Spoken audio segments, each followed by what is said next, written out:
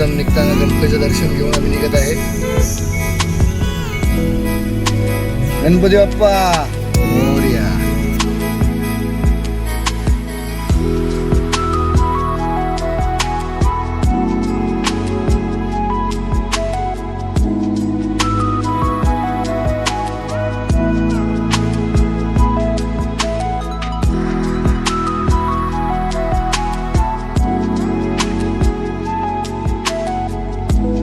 फलेगाव इथून आपण एक अनलिगल काय नसो पण एक चांगला उपाय आहे का आपल्याला अर्धा तास वाचतोय. आज इथे फलेगाववरून डायरेक्टली आपण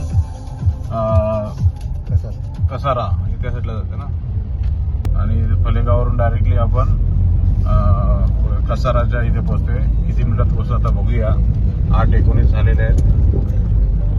किती किलोमीटर पार करतोय. खूप जुनं धाबा आहे हा. बाबाचा धाबा. इथे जस्ट नाश्ता केला आहे. आता आम्ही पुढच्या प्रवासाला निघालेलो आहे.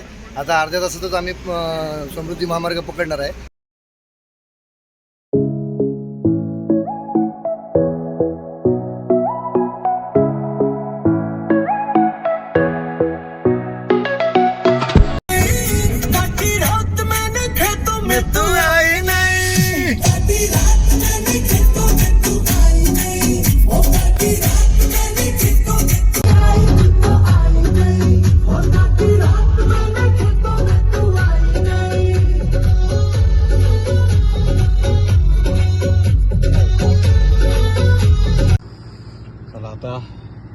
पेट पूजा झालेली आहे.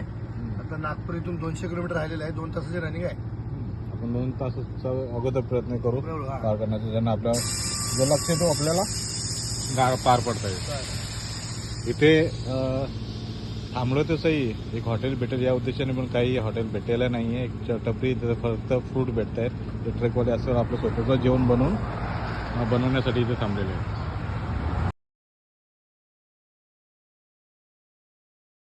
फायनली आम्ही नागपूरला पोहोचलेलो आहे. ही आमच्या मित्राची फॅक्टरी आहे. बघा इथे जस्ट आम्ही पोचलो आहे. बरोबर 6 तासामध्ये नागपूरला आम्ही टच झालो आहे. आता जरा फॅक्टरीमध्ये आम्ही एंट्री मारत आहे. आमचे बिझनेस कोर्सचे मित्र आहेत.